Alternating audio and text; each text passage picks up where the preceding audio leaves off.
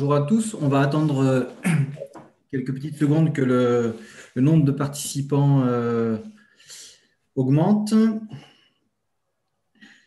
Ça augmente exponentiellement. Donc, voilà. Bon, eh bien, écoutez, on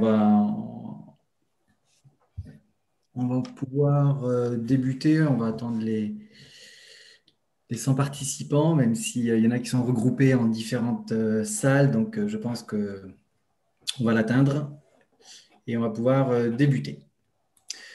Bon, eh bien, écoutez, bonjour à tous, chers auditeurs, chers intervenants.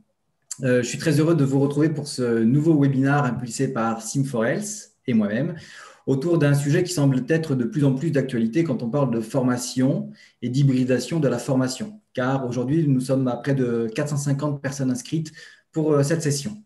Pour ma part, moi, je suis Guillaume de Cormeil, infirmier, doctorant en psychologie cognitive et rattaché à l'unité de Toulouse Jean Jaurès. Mais je suis embauché aussi par Sim4Health dans le cadre de ma thèse qui porte autour des facteurs individuels qui influencent l'apprentissage des étudiants infirmiers à travers un outil de simulation numérique. Donc, diapo suivante. Est-ce que vous voyez tous la diapositive? Non. Donc, je pense que Victoire, est-ce que tu peux mettre la diapositive en partage d'écran?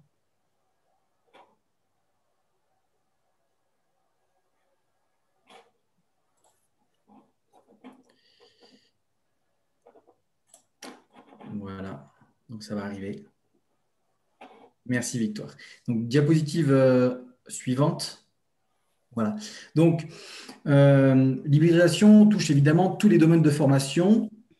Et au final, qu'est-ce que c'est? On a-t-on réellement besoin d'hybrider nos formations? Le confinement induit par la crise nous a-t-il poussé peut-être précocement dans cette direction?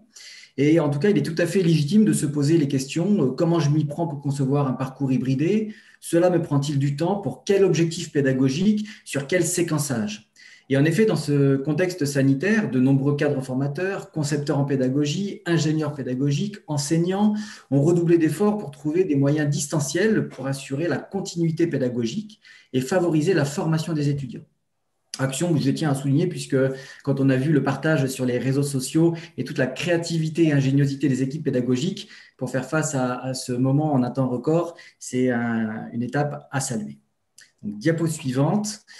Et en parallèle de cela, Sim4Health, qui est un éditeur de solutions numériques spécialisé dans le monde du domaine de la formation en simulation en santé, essentiellement pour la formation des professionnels de santé, avait lancé avec 30 cadres formateurs de 27 IFSI différents la création complète d'une collection de simulateurs numériques dédiés à la formation en soins infirmiers, qui est actuellement bien sûr en cours de commercialisation. Donc, diapo suivante. Et donc, cette action nous a amené un petit peu au regard du 16 mars, au regard de la crise et du confinement. Sim4Health s'est mobilisé activement pour offrir l'accès intégral de sa collection à l'ensemble des IFSI francophones. Et durant cette période, moi-même, en tant qu'infirmier, le président, M. Leleu, m'a autorisé à réintégrer temporairement mon poste en réanimation et en parallèle accompagner les différents établissements qui souscrivaient. Et dans les actions qu'on a menées pendant cette période, on a aussi initié certains webinaires avec Thérèse Psuc autour du raisonnement clinique pour apporter son expertise et vous apporter à vous, formateurs aussi, un complément pédagogique et réflexif à travers ces webinaires. Donc, diapo suivante. Et 3 mois après, au vu de ce qui s'est passé, nous avons prolongé cette initiative pour que vous puissiez assurer la continuité pédagogique et l'action a servi à plus de 50 000 utilisateurs. Donc, certes, chacun l'a utilisé selon des priorités, des besoins en fonction des ressources techniques, informatiques, mais cela a permis à un grand nombre de se mobiliser, de dédramatiser l'approche face aux outils numériques. Et donc, ces outils seront-ils réinvestis, utilisés par les formateurs dans un cursus de formation?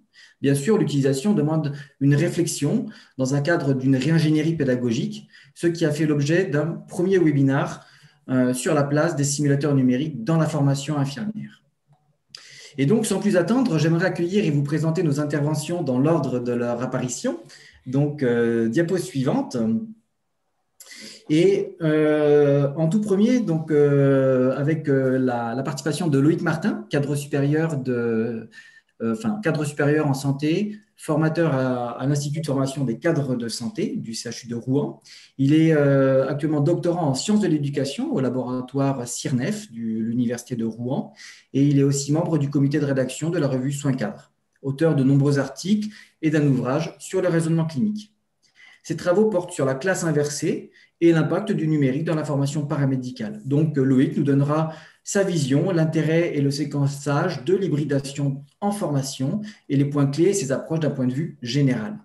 Ensuite, nous avons le plaisir d'accueillir Lydie Dandelli, qui est cadre de santé formateur à l'IFSI du Sud francilien, formatrice en simulation et titulaire d'un Master 2 sur l'ingénierie en formation. Et donc, Lydie et son équipe, que je salue au passage, ont eu recours depuis plusieurs années à l'enseignement numérique, dont les simulateurs. Et durant le confinement, ils ont utilisé la simulation numérique et adapté leur usage à leurs besoins. Elle nous fera un retour d'expérience et nous donnera son point de vue sur la mixité de ces outils dans un parcours de formation. Et enfin, nous avons le plaisir d'accueillir Stéphanie Siloret, qui est infirmière puéricultrice, cadre de santé formatrice sur l'IFSI de Niort, équipe que je salue également. Titulaire d'un Master 2 ingénierie de la formation et de la compétence dans le domaine des sciences de l'éducation acquise à l'Université de Strasbourg et formatrice également en simulation. Stéphanie va rentrer dans une approche plus concrète de l'utilisation des simulations dans la formation paramédicale et donc je l'ai sollicité pour son expérience et son expertise avec l'intégration de ces outils dans un parcours simulation développé sur son IFSI. Et donc, elle nous donnera les points clés pour mettre en place dans sa journée de travail une séquence de simulation numérique, combien de temps ça lui a pris pour le montage de la séquence, comment l'a-t-elle abordée, découpée, et est-ce que ça a changé sa vision dans la formation. Et donc, c'est quelque chose d'assez pratique et on va, sans plus attendre, on va pouvoir débuter les interventions. Mais avant de débuter par Loïc, je tenais à remercier donc l'ensemble des participants et des auditeurs.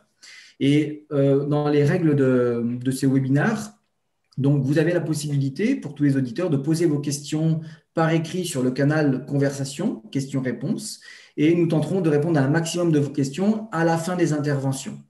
Le webinaire est bien sûr enregistré sur notre site et sera rediffusé. On est là dans un but réflexif, d'un sujet qui nous préoccupe tous au regard de la situation actuelle, et afin d'appréhender le mieux la formation des apprenants, tout domaine confondu, mais surtout autour de la formation des professionnels de santé. Donc, mon cher Loïc, si tu le veux bien, je te laisse la parole et bon webinaire à tous. Merci. Alors, je vais commencer. Je vous remercie déjà de m'avoir invité. Je suis très heureux d'être à vos côtés, aux côtés de Stéphanie, de Lydie et de Guillaume. Déjà, le premier postulat, peut-être avant de passer à la diapo suivante, c'est déjà que le numérique fait partie de notre vie. Hein. Ça peut paraître un peu basique, mais aussi bien dans notre vie privée que dans notre vie professionnelle, le numérique est totalement intégré en fait, dans notre quotidien. C'est déjà un postulat à prendre en compte, aussi bien chez les étudiants que chez les formateurs. Alors, la révolution numérique, elle peut être, par certains auteurs, considérée comme en fait comme l'invention de l'imprimerie au XVe siècle, c'est-à-dire que ça touche essentiellement quand même la société sur la question de la production, le partage et l'utilisation des connaissances. Donc c'est pour ça qu'on compare en fait cette révolution numérique à la révolution de l'imprimerie au XVe siècle. Donc je vous propose de commencer par la diapo suivante, s'il vous plaît, et d'avoir plutôt une vision un peu macroscopique en fait, et d'avoir une prise en compte un peu globale de là où on se trouve. Plutôt que d'avoir une orientation technocentrée, c'est-à-dire où le numérique prend une place totalement centrale, il est intéressant en fait de prendre en compte la question de l'apprenant et des apprenants, la question du formateur et des formateurs, puisqu'on est aussi en équipe pédagogique avec parfois des niveaux d'apprentissage et des niveaux aussi de maîtrise différents, la question aussi de la technologie et puis la question de l'environnement. Et c'est vrai que depuis la crise Covid, mais bien avant, en fait, la question de l'environnement se pose. Hein. Est-ce qu'on est dans un enseignement à l'université? Est-ce qu'on est dans un enseignement à la maison? Voire un enseignement en mobilité avec l'apprentissage mobile? C'est des questions qui se posent. Et il y a cette question aussi de la temporalité. C'est un point clé que je vais détailler un petit peu après, mais la temporalité, c'est une temporalité individuelle, une temporalité collective, avec les questions du synchrone, de l'asynchrone, et la question de avant la formation, pendant la formation, après la formation. Et c'est vraiment des questions à prendre en compte. Et cet environnement et le partage des apprenants, des formateurs, de la technologie et de la temporalité me semble important à visualiser, en fait, pour éviter de justement prendre une approche trop technocentrée. Diapositive suivante. Ce que je vous propose par rapport à la diapositive suivante, c'est en fait de réfléchir à ce que j'appelle le TLM. C'est apprendre partout et à tout moment. Ça fait partie du concept de l'apprentissage mobile. En fait, il y a une question à se poser qui est fondamentale. Pourquoi imaginer les mêmes séquences de cours pour tous les étudiants à la même heure et au même endroit? Je prends un exemple très très simple. Lydie, que je connais depuis très très longtemps, a peut-être des facilités d'apprentissage dans sa cuisine de 6h à 8h du matin. Et Stéphanie, c'est peut-être plus tard, de 22h à minuit, sur son canapé.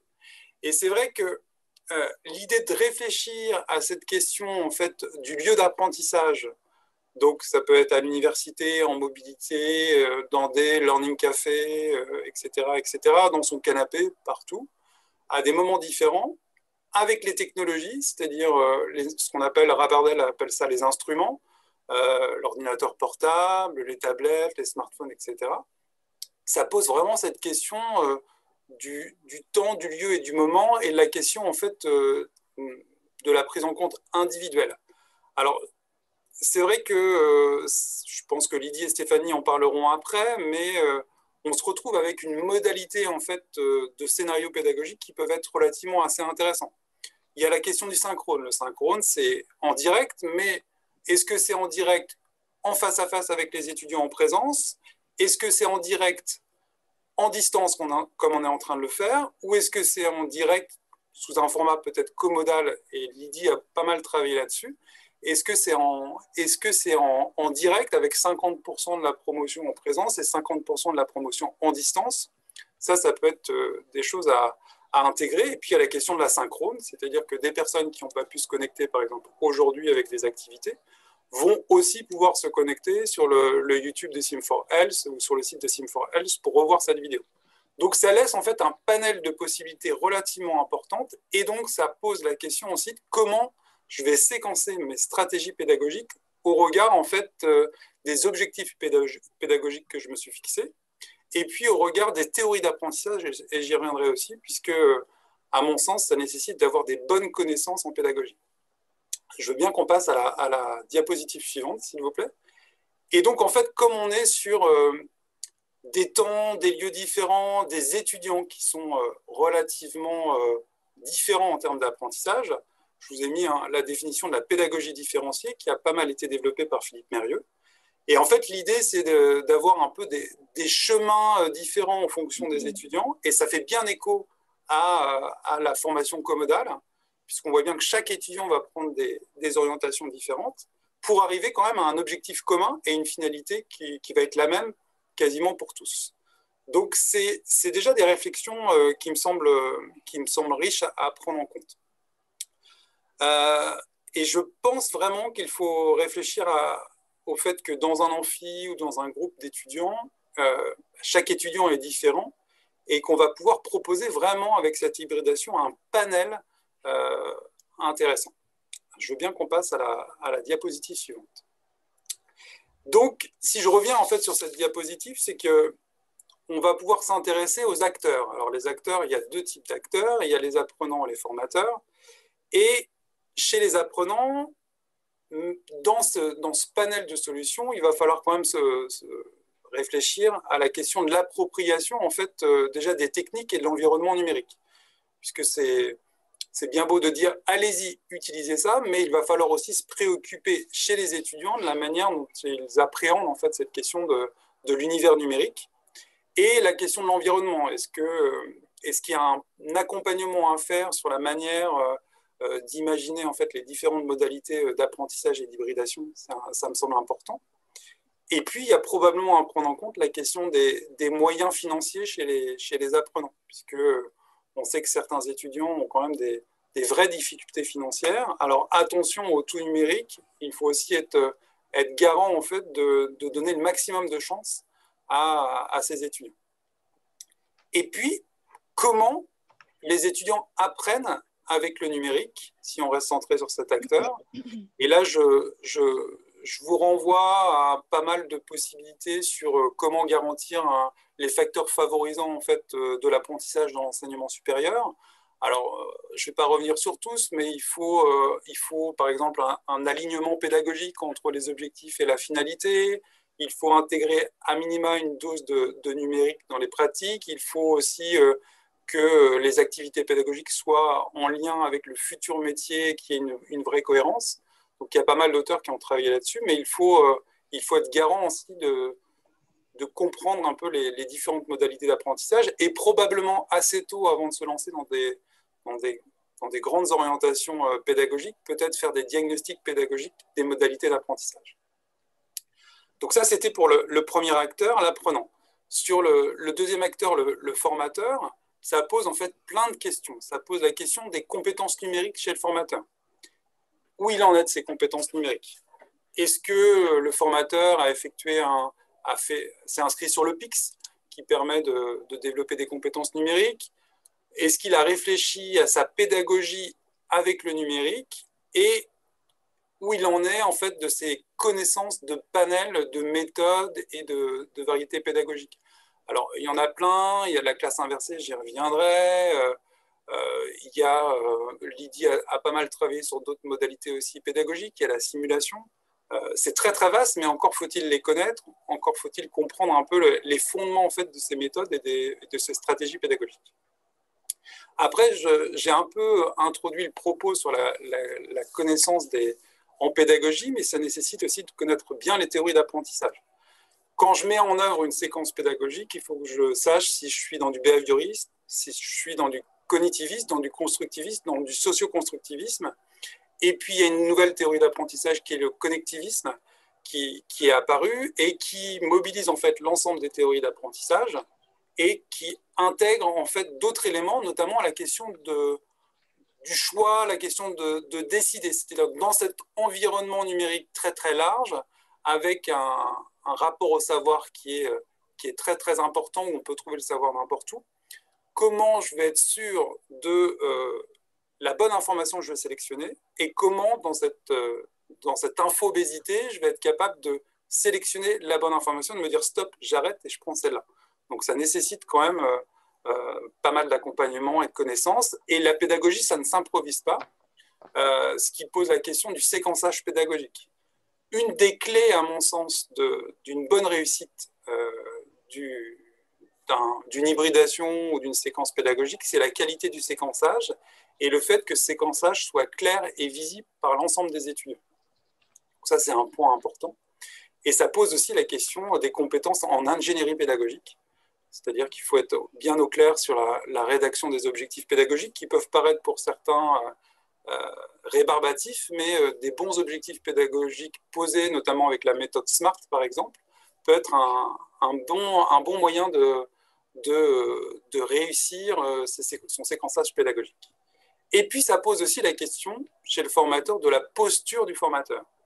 Quel est son rapport au savoir? Est-ce qu'on en est encore sur une transmission de savoir ou encore vouloir garder un petit peu le savoir?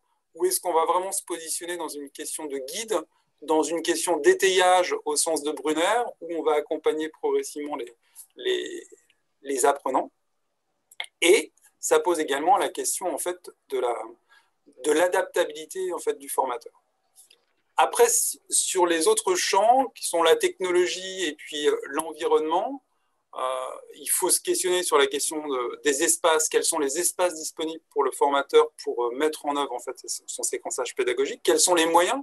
Puisque on peut imaginer des modalités pédagogiques très, très extraordinaires et très créatives, mais si on n'a pas les moyens qui suivent derrière, on peut être aussi freiné par ces moyens. Et puis, sur la question de la technologie, ça pose, à mon sens, la question de la veille numérique. Dans nos compétences, on est aussi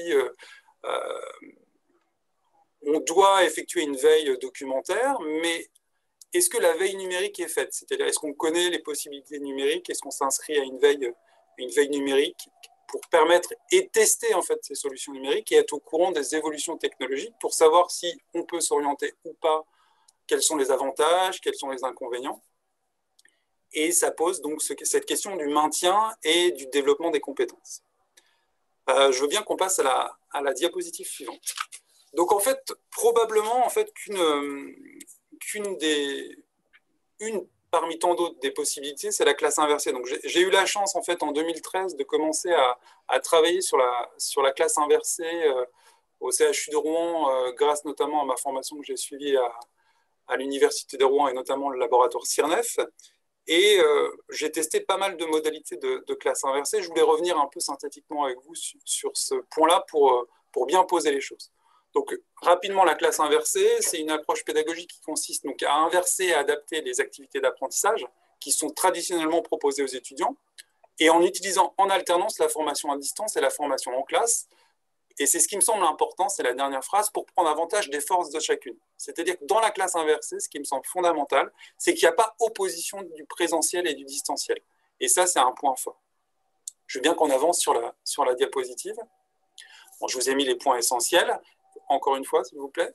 Et en fait, au final, on entend pas mal parler de pédagogie inversée, mais en fait, c'est pas tellement la pédagogie inversée, hein. La pédagogie qui est inversée, c'est plutôt la démarche d'apprentissage. Donc, c'est pour ça que moi, j'utilise plus la question d'apprentissage inversé ou de classe inversée. Je veux bien qu'on passe à la diapositive suivante.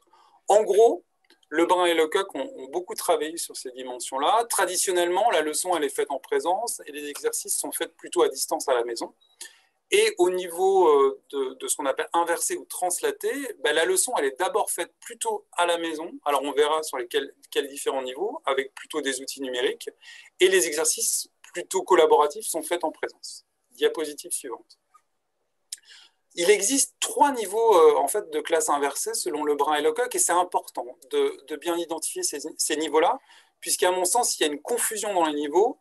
On va avoir des objectifs pédagogiques qui vont être probablement pas adaptés en fonction des niveaux. Diapositive suivante. Donc le niveau 1, il est assez basique, hein, je l'appelle niveau 1, N1 de base. L'idée, c'est à distance de découvrir votre connaissance de ressources proposées par le formateur ou l'enseignant. On est plutôt sur une activité constructiviste seule, mais il n'y a pas spécialement de production individuelle. Le deuxième temps, en présence, c'est plutôt basé sur des activités où on va remobiliser un peu les lectures, le visionnage. Voilà, on est sur une approche plutôt assez simple. On va passer au niveau 2, qui me semble probablement le niveau le plus intéressant pour commencer la classe inversée. On va aller davantage dans une production personnelle que le niveau 1. C'est-à-dire que là, l'apprenant va rechercher des informations, préparer quelque chose. Il va être vraiment dans une construction importante de savoir. Et éventuellement, on peut intégrer à ce moment-là une plateforme ou un espace collaboratif pour développer des échanges et des partages. Ensuite, le retour en classe, dans le temps 2, se fait en présence. Et là, on est vraiment sur des débats argumentés, des créations de synthèse. Et c'est là où il faut être particulièrement vigilant, c'est que le formateur à ce moment-là doit être vraiment en retrait, doit vraiment être là en tant que guidant et pas en tant que sachant, sinon ça va perturber les modalités pédagogiques. Diapositive suivante. Il existe le niveau 3, mais je vais passer très rapidement. Le niveau 3, en fait, c'est une association de niveau 1 et de niveau 2. Quand on a bien maîtrisé le niveau 1 et le niveau 2, on peut être capable en fait, de développer du présence, de la distance, du présence, à nouveau de la distance, et être sur quasiment de la démarche projet en pédagogie, sur un séquençage beaucoup plus long. Voilà. Diapositive suivante. Au final, moi, ce que j'utilise le plus, c'est cette modalité. C'est plutôt une adaptation en fait, des théories de Lebrun. Le premier élément qui est fondamental, c'est la réflexion, la stratégie pédagogique. J'ai beaucoup insisté dessus, mais on ne peut pas passer au-delà de cette réflexion et cette stratégie pédagogique pour ensuite bien dérouler l'ensemble. Ensuite, il y a la création ou d'utilisation de capsules existantes ou de supports médiatisés. Alors, on parle de capsules parce que c'est petit, c'est court et ça se digère facilement. C'est pour ça qu'on parle de capsules vidéo. Ensuite, il y a un travail à leçon qui est fait plutôt en distance, soit individuellement, éventuellement de manière collective et collaborative. On peut créer de manière facultative un espace de type forum pour dynamiser en fait le travail qui a été fait à la maison. Et le dernier temps, on est sur des travaux, des activités collaboratives et des interactions. Diapositive suivante. Alors, je vous présente en fait cette diapositive qui peut paraître impressionnante, mais en fait l'idée c'est de montrer que en période de crise ou en période de difficulté, on peut utiliser les contraintes et essayer d'aller très très loin dans l'innovation pédagogique ou en tout cas dans la création pédagogique. Lors de la crise Covid, à l'IF16 du CHU de Rouen, en fait, on s'est retrouvé en difficulté. Il nous restait des séquences d'enseignement assez importantes en termes de simulation managériale pour les cadres. Et d'emblée, on s'est dit, mais c'est impossible en fait de faire de la simulation tout à distance. Alors, on s'est un peu questionné, on a échangé avec l'ensemble des formateurs et on a mutualisé les compétences des formateurs en simulation et mes compétences en simulation, et en classe inversée, pardon. Et on a créé une simulation adaptée sous le format de la modalité des classes inversées sur le base d'un entretien de recadrage pour un cadre de santé. Et l'idée, en fait, c'était de séquencer 4 étapes et de rajouter une étape supplémentaire aux 3 étapes de la simulation. Le briefing est assez classique, on avait adressé toutes les consignes au préalable, le contexte du scénario, etc. Ensuite, les étudiants, au regard de cette étape de briefing, ont regardé et analysé la vidéo simulée qui avait été enregistrée et filmée au préalable par le groupe de formateurs. Et ensuite, on a créé une étape intermédiaire qui est le pré-débriefing collectif, c'est-à-dire qu'avant de faire ce débriefing qui est l'étape la plus importante, on a créé un pré-débriefing collectif où les étudiants étaient entre eux, préparaient en fait cette question de débriefing, et ensuite on a finalisé avec le débriefing. L'idée, c'est que vraiment en pédagogie, si tout est bien séquencé, tout est bien réfléchi en termes d'objectifs pédagogiques, tout est un peu imaginable, même si au départ on pensait que c'était pas possible. Et c'était un petit peu le message que je voulais vous faire passer aujourd'hui, et notamment la question de l'importance du séquençage pédagogique, puisque en fait dans les résultats de l'étude qu'on a fait, c'est un article qui va sortir dans la revue RIDPU bientôt, qui est une revue internationale en pédagogie. Ce qui ressort des éléments positifs des étudiants, c'est la qualité du séquençage et puis la qualité du visuel des différentes étapes. C'est-à-dire que les visuels étaient très précis et très centrés sur une bonne compréhension des différentes étapes, et ça a permis aux étudiants de se sentir à l'aise dans ces méthodes pédagogiques et dans cette séquence de simulation. Je veux bien qu'on passe à la diapositive suivante.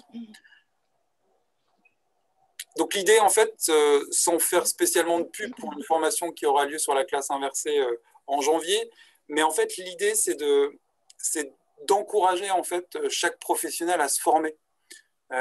Puisque se former, c'est aussi aller chercher des expériences de chacun, et c'est aussi partager les expériences entre les groupes d'apprenants et les groupes de formateurs, et ça me semble un point essentiel, ce qui rejoint ce que j'ai dit tout à l'heure sur la question de la veille documentaire et sur la question aussi du développement et du maintien des compétences. Aujourd'hui, tout va très très vite, hein, pour synthétiser, j'en ai fini là, hein, Guillaume.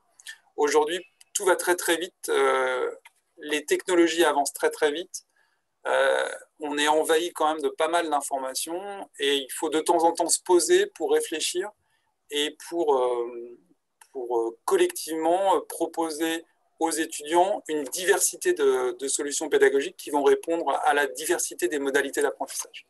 Voilà, je vous remercie.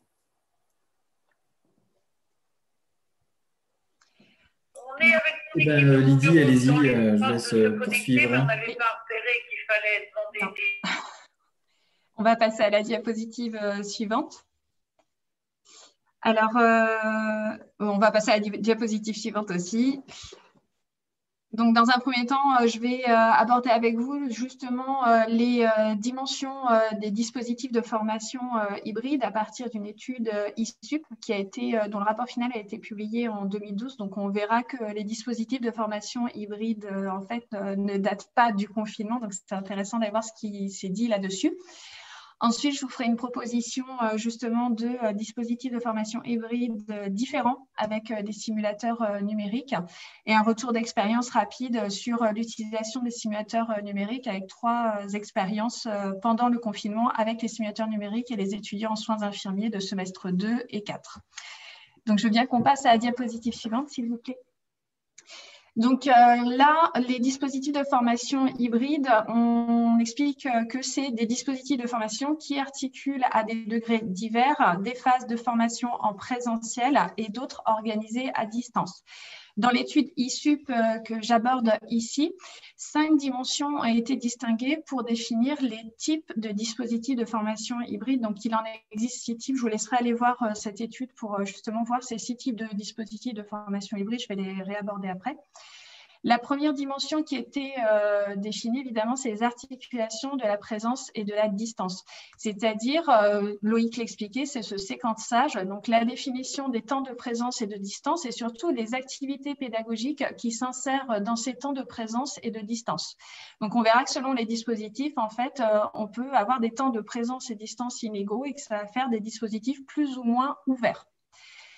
La deuxième chose, c'est la médiatisation. Donc, c'est les ressources qui vont être utilisées dans le dispositif hybride. Ça peut aller, donc la médiatisation, donc c'est l'utilisation des médias, ça peut aller d'un simple texte comme un article de recherche ou un article tout simple, professionnel ou de journal, enfin voilà, textuel, jusqu'à un simulateur comme on peut le proposer chez Sim4Hills, ou l'utilisation de réalité augmentée ou simplement d'une vidéo. Donc, c'est tout ce qui va recouvrir la dimension des médias qui vont être utilisés dans le dispositif de formation hybride. La troisième dimension, elle n'est pas des moindres, Loïc en parlait aussi, c'est la médiation. Donc, c'est-à-dire comment l'enseignant va se saisir des outils qui sont mis à disposition. Donc, souvent, on a des plateformes d'enseignement en ligne. Là, on peut avoir les simulateurs. Comment il va s'en saisir, comment il va les utiliser, pourquoi pas les détourner pour pouvoir les mettre au service des apprentissages des apprenants. Et de la même façon, il ne faut pas oublier le deuxième acteur que l'on a avec nous et qui va travailler avec nous, c'est notre apprenant.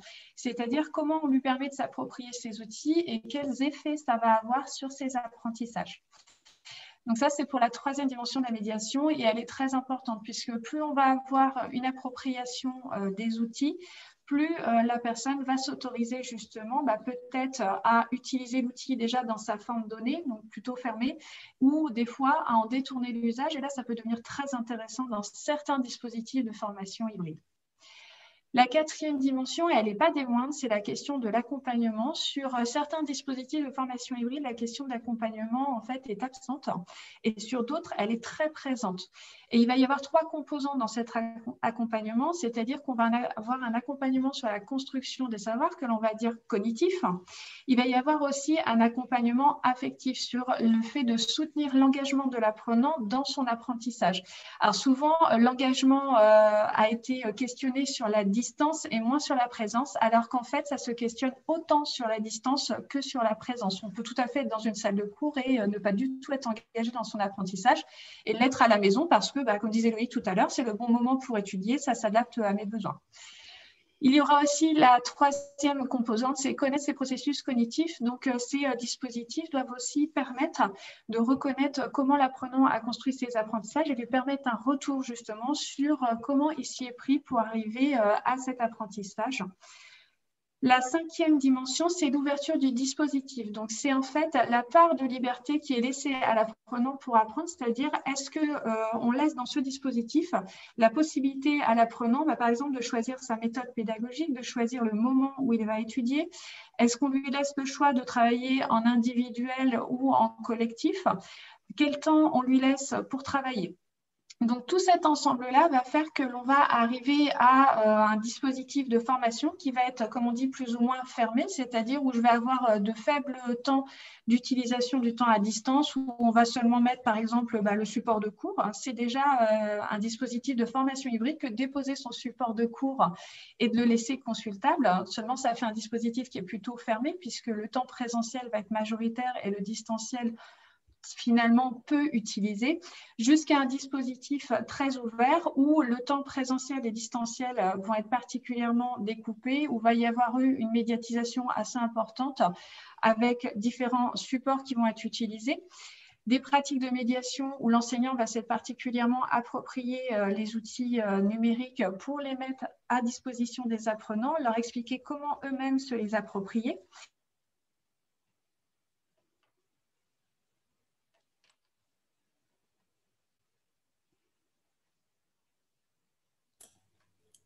Lydie a dû avoir une coupure.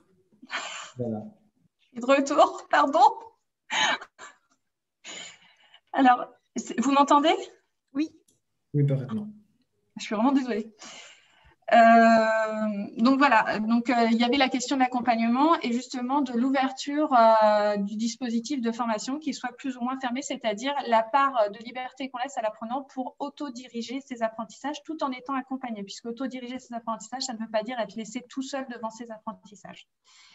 Je veux bien qu'on passe à la diapositive suivante. Merci. Donc là, je vous fais 3 propositions de dispositifs de formation. Donc à partir, je me suis appuyée sur la taxonomie de Bloom. Après, ce n'est pas quelque chose de fermé, ça se module. Donc la première proposition donc vous verrez qu'on peut actionner plusieurs temps distanciels l'un après l'autre et ensuite un temps présentiel, c'est la première proposition. Donc ça peut être l'application de connaissances et l'analyse de situation.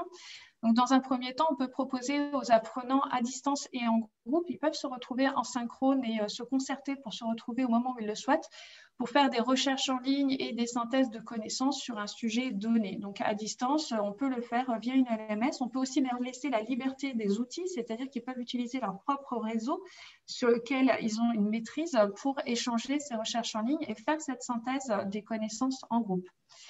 Ensuite, il peut y avoir à distance justement une simulation en ligne qui est proposée avec le simulateur individuel. C'est-à-dire que le formateur va avoir donné ses objectifs justement d'application des connaissances et d'analyse pour proposer cette simulation en ligne où l'apprenant va venir se loguer avec son identifiant, son mot de passe, faire la simulation et il peut revenir ensuite dans un forum, par exemple, poser des questions et obtenir des réponses avec ses collègues et avec le formateur. Je rappelle les pratiques d'accompagnement pour avoir des réponses par rapport à cette simulation. Le dernier temps peut être en présence, où là, cette fois, il peut y avoir une simulation haute technicité qui se fait en groupe et qui va permettre cette fois de travailler sur une véritable séance de simulation avec un briefing général spécifique, une simulation et un débriefing. Donc ça, c'est une première modalité qui est possible pour travailler en hybride. Donc, on peut avoir 2 temps distanciels, un temps présentiel. Je rappelle que pour n'importe quel dispositif de formation, et notamment en hybride, il va être intéressant de présenter, comme disait Loïc, le plan de ce séquençage, c'est-à-dire expliquer aux apprenants où est-ce qu'on les emmène selon nos objectifs pédagogiques. Parce qu'avancer à l'aveugle et en distance, ça peut faire peur aux apprenants. Donc, il faut bien leur expliquer ce dispositif avant même de commencer, à l'introduction. La deuxième proposition, c'est de travailler sur une synthèse et une évaluation des apprentissages par une séance de simulation en santé. Donc, on peut tout à fait demander sur les dispositifs hybrides de préparer qu'un groupe prépare un exposé à distance ou en présence. Donc, on peut leur laisser le choix. Il y a des apprenants qui expliquent aujourd'hui qu'ils aiment bien se retrouver quand même en présence pour travailler. Donc, ça peut être un choix qu'on leur laisse dans le dispositif. On va leur dire, on vous réserve une salle dans l'établissement, vous pouvez venir ou alors vous pouvez faire le choix de rester à distance. Donc aujourd'hui, ça se discute en fonction des restrictions sanitaires, mais c'est quelque chose qui peut tout à fait s'organiser selon les restrictions qu'il y a, ça peut quand même s'organiser. Le deuxième temps, ça peut être de demander justement de déposer l'exposé du groupe enregistré et à distance. Donc en fait, proposer aux apprenants, par exemple, de faire une vidéo de cet exposé de groupe. Il peut y avoir des formats assez originaux, comme leur dire de faire une vidéo en 180 secondes sur un concept qu'on leur a demandé d'étudier. Ça va être un format qui va être assez original puisqu'en 180 secondes, il faut vraiment avoir compris ce que l'on est allé rechercher et en rendre compte en un temps assez court. Donc, ça va nécessiter qu'il y ait réellement une compréhension des auteurs de la vidéo sur le concept qu'ils auront étudié. Et c'est un format qui peut être intéressant pour les lecteurs de la vidéo en termes de connaissances puisque en 180 secondes, ils vont avoir eu l'essentiel sur le concept et ça va certainement les pousser aussi à aller faire de nouvelles recherches sur le concept. Donc ça peut être un format intéressant pour l'acquisition de connaissances en présence ou en distance. On peut ensuite imaginer à distance ou en présence, encore une fois, en laissant le choix aux apprenants d'étudier un cas clinique et qu'il y ait une correction collaborative avec dépôt des cas cliniques en ligne et des apprenants qui se corrigent entre pairs sur le cas clinique. Donc, ça peut être tout à fait intéressant, justement, et de les mettre dans cette position de correcteurs aussi et d'évaluateurs de leurs pairs pour commenter le travail des collègues. La dernière phase, ça peut être intéressant pour le coup de les faire venir tous en présentiel pour travailler sur un simulateur. Donc, on peut proposer aussi une simulation à 2 apprenants autour d'un ordinateur pour qu'il y ait un échange entre apprenants sur ce qui va se jouer, sur les choix à faire pendant la simulation sur l'ordinateur. Et ensuite, faire le briefing, la simulation sur l'ordinateur et le débriefing avec ces 2 apprenants et discuter les choix qui ont été faits sur le simulateur. Donc ça, c'est pour la deuxième situation. Sur la troisième situation, on peut le travailler aussi en alternance avec le stage et ça peut être particulièrement intéressant pour que l'étudiant revisite son processus d'acquisition de connaissances, voire de compétences. Donc, on a des apprenants qui appréhendent particulièrement la mise en stage sur certains lieux de stage et ça peut être intéressant à ce moment-là que l'apprenant, dans un premier temps, aille faire une recherche individuelle d'informations, de connaissances avant le stage, qu'on lui propose en lien une simulation en présence, donc sur un simulateur qui relève du lieu de stage où il va se rendre. On va passer par une séance de simulation classique avec briefing, simulation, débriefing. On peut proposer à plusieurs apprenants d'y participer. Et ensuite, on va permettre à l'apprenant d'aller en stage suite à cette simulation. Ce que je proposerais, moi, c'est que suite à la simulation avec le simulateur en présence, l'apprenant décrive via un journal de bord ce qu'il a compris suite à la simulation, ce qu'il en retient et ce qu'il reste avant d'aller dans ce stage. Donc, voilà, quelles sont ses connaissances apprises ce jour-là et qu'est-ce qui lui reste peut-être comme appréhension par rapport au stage. Ce que je proposerai ensuite, c'est que suite à la fin du stage, il fasse à nouveau cette simulation à distance, donc chez lui, et que cette fois, il reprenne le journal de bord et explique qu'est-ce qu'il a acquis à nouveau avec ce simulateur et surtout quel regard critique il va porter sur la simulation qu'il a fait. Ce qui va permettre qu'il regarde le chemin qu'il a fait entre le moment où il a fait sa première simulation, son stage et le moment où il revient sur ce simulateur. Il peut même être critique envers l'outil. Ça arrive régulièrement qu'on ait des apprenants qui critiquent l'outil et c'est assez intéressant parce que là, c'est qu'on est arrivé à un niveau d'évaluation où l'apprenant est capable de reconnaître ce qui fonctionne ou ce qui fonctionne moins bien de son point de vue, de son expérience et de ses connaissances. Voilà. Donc, 3 propositions qui sont tout à fait discutables, mais à mon sens intéressantes parce que le simulateur peut s'actionner dans différents dispositifs de formation hybrides. Je veux bien qu'on passe à la diapositive suivante, donc où je vais vous faire un retour d'expérience sur ce que nous avons fait avec les simulateurs en confinement. Donc, le premier, c'était en semestre 2 où on a travaillé sur les compétences à évaluer une situation clinique, établir un diagnostic dans le domaine infirmier et concevoir et conduire un projet de soins infirmier. Donc, on a travaillé sur le raisonnement clinique infirmier, le projet de soins, où on a proposé sur 3 semaines, donc chaque semaine, en fait, les apprenants avaient accès à un simulateur. Et suite à l'utilisation du simulateur, ils proposaient une démarche clinique, un projet de soins infirmier. Donc, chaque semaine, ils avaient un nouveau simulateur et on commentait en fait la démarche clinique et le projet de soins. Donc, l'apprenant avait un commentaire individuel sur ce qu'il avait produit à partir de cette simulation. Donc là, le simulateur a été beaucoup plus posé comme un outil d'observation et d'interaction dans une situation clinique qui permettait ensuite de produire cette démarche clinique et ce projet de soins infirmier. La deuxième expérience a été faite dans l'unité d'enseignement des soins d'urgence, donc sur la compétence à mettre en œuvre des actions à visée diagnostique et thérapeutique.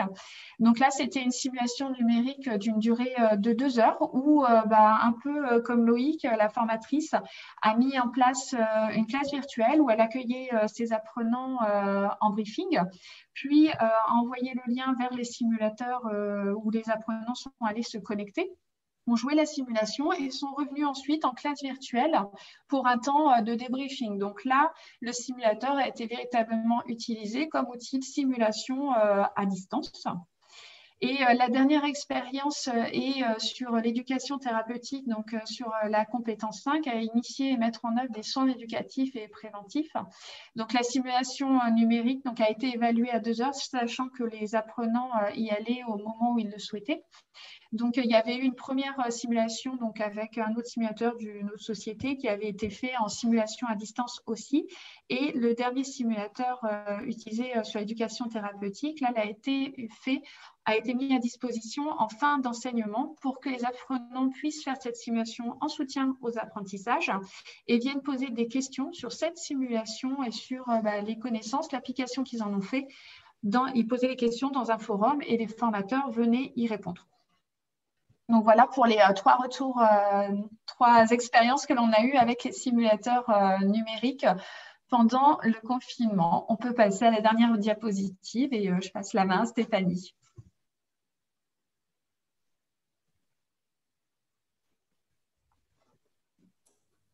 Vas-y Stéphanie, si tu peux prendre la main. Donc, bonjour à tous, je suis ravie d'être parmi vous aujourd'hui et je remercie Guillaume de Cormeil qui m'a sollicité pour vous parler de la simulation numérique.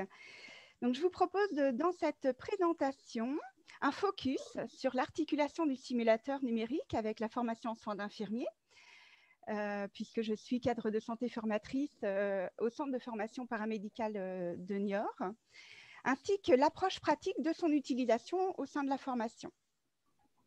Donc, diapo suivante, s'il vous plaît. Donc, comme nous l'a indiqué tout à l'heure Guillaume, à ce jour, nous disposons de 9 simulateurs numériques pour chaque compétence infirmière, excepté la compétence 8 qui est plus en lien avec la recherche, ainsi que 2 modules de réalité virtuelle qui concernent l'injection dans une chambre implantable et puis, pour l'autre, l'encadrement d'un étudiant infirmier ou d'une étudiante infirmière plus précisément, lors d'une pause de transfusion sanguine. Diapo suivante, s'il vous plaît. Donc, la place de la simulation en formation. La formation infirmière se déroule sur 3 années et s'organise autour de 10 compétences. Donc, 1 ou 2 compétences, dites phares, sont rattachées à chacun des semestres. Leur organisation permet de traverser les 3 champs du comprendre, de l'agir et du transfert.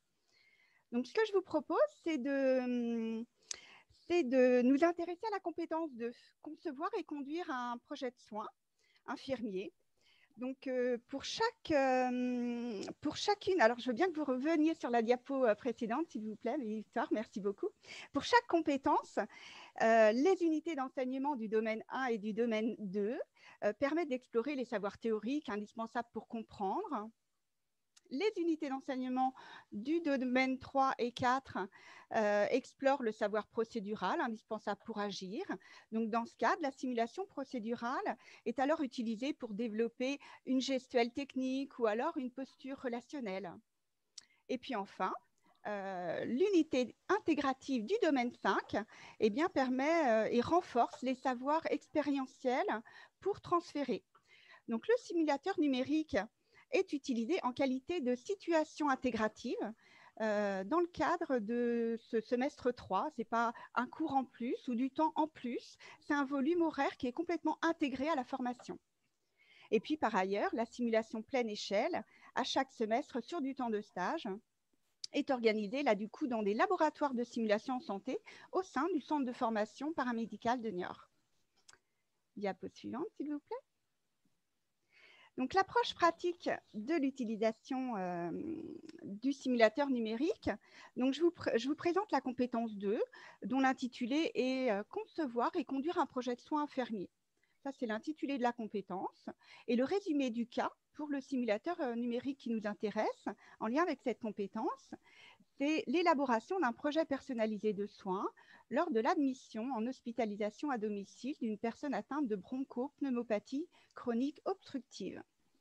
Donc, ce simulateur numérique comporte 4 situations successives qui apparaissent devant vous à l'écran, 4 situations ou visites qui reflètent en fait le parcours d'une patiente tout au long du simulateur. Diapositive suivante, s'il vous plaît. Donc, au préalable, comment je m'organise ? il convient que chaque étudiant crée son compte utilisateur sur la plateforme Medicactive, donc une adresse mail et un mot de passe. Ensuite, dans l'espace formation, l'administrateur, donc en effet, il est judicieux de nommer ou d'identifier un ou plusieurs administrateurs par centre de formation. Donc, je suis administrateur pour la formation infirmière. Donc, je crée une cohorte pour la promotion qui m'intéresse, ainsi qu'une session de formation.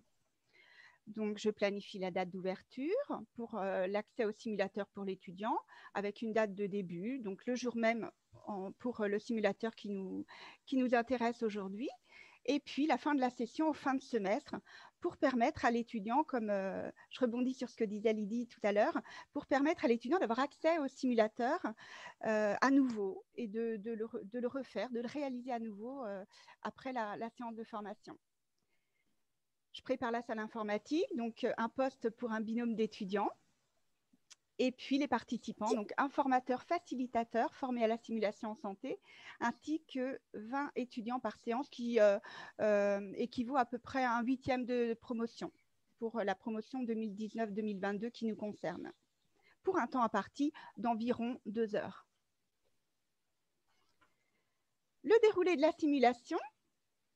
Donc, première étape, le pré-briefing, dont le principe, c'est de replacer le simulateur numérique au sein de la simulation en santé, et puis dans l'unité intégrative du semestre.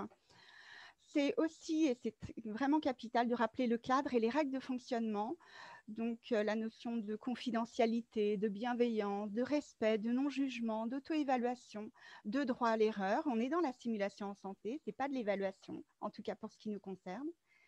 Et puis, de présenter l'environnement et la configuration du simulateur, donc la page d'accueil, comment l'étudiant va pouvoir évoluer au sein du simulateur, les 4 visites, leur expliquer un petit peu l'ergonomie du jeu, et puis ses possibles évolutions au sein du jeu. C'est-à-dire que c'est un circuit fléché, un peu balisé,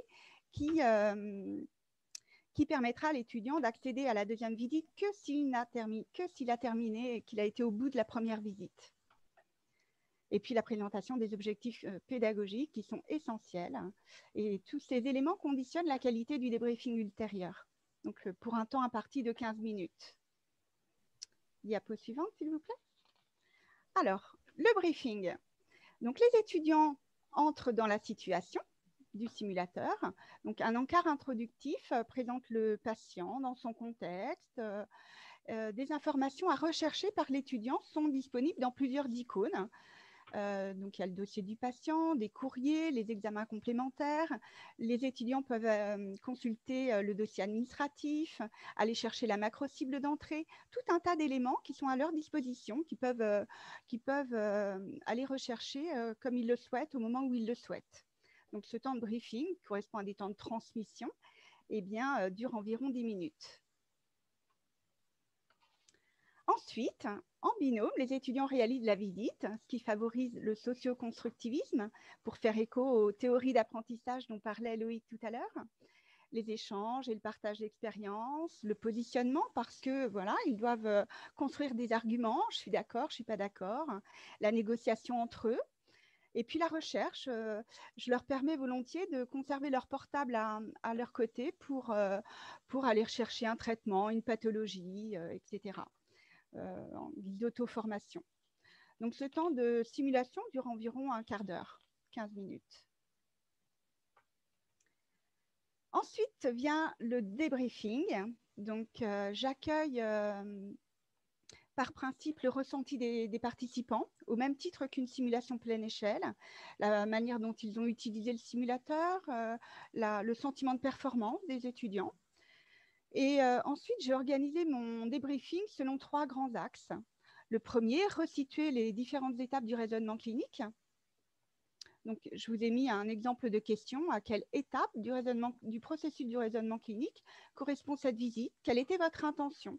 On est vraiment sur le raisonnement, sur la manière dont ils s'y sont pris pour répondre, pour évoluer, etc. Le deuxième axe, c'est le fait de repérer le contenu et la forme de l'entretien du recueil de données afin de réaliser un projet de soins personnalisé. Donc, un autre exemple de question, quelle dimension avez-vous cherché à explorer lors de l'entretien? Comment avez-vous réalisé le choix de vos questions? Ils doivent s'interroger sur la manière dont ils s'y sont pris. Et puis enfin, comprendre la pathologie.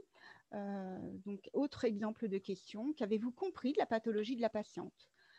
Donc, ce débriefing dure environ 20 minutes. Ma posture pédagogique au cours de la séance et surtout au moment du débriefing est facilitatrice pour les apprenants. Concrètement, je questionne leur raisonnement.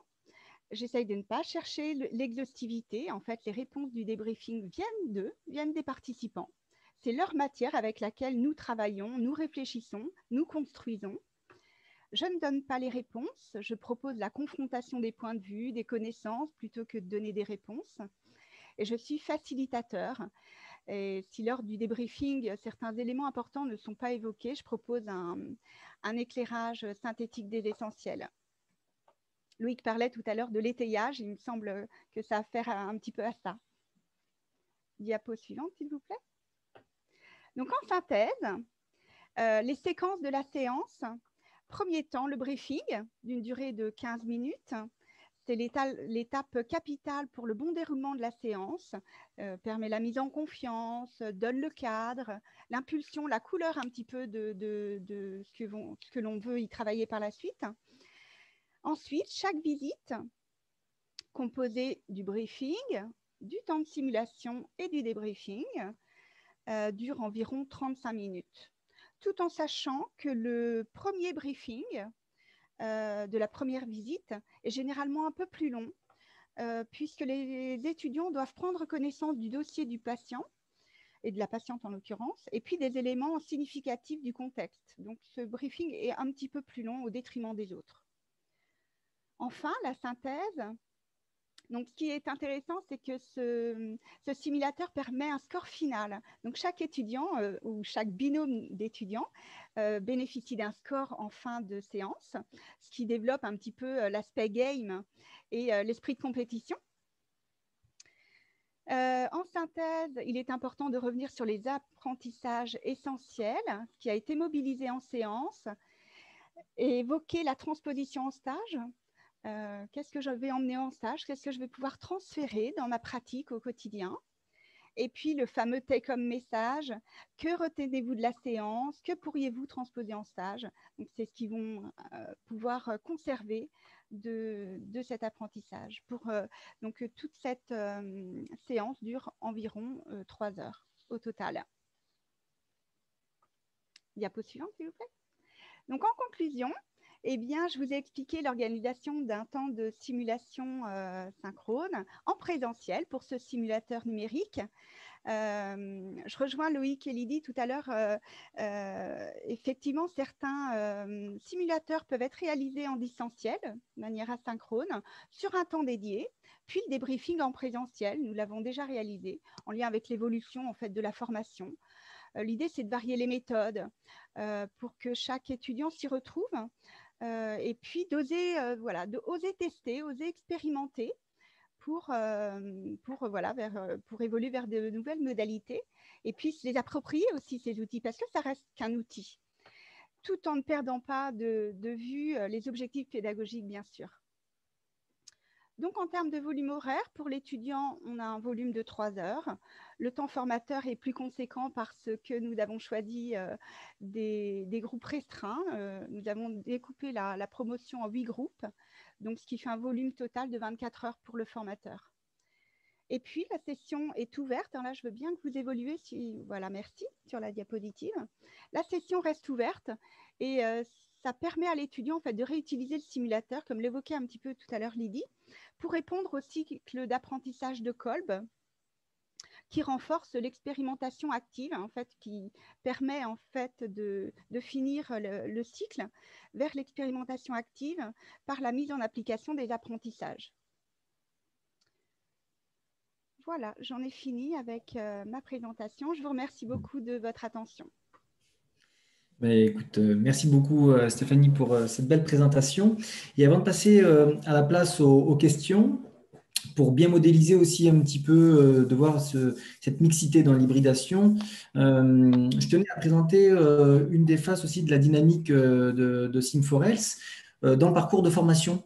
Parce que comme vous le savez, la simulation peut être abordée par différentes modalités, hein, autour d'une même thématique, en créant un parcours de simulation comme on a pu le voir.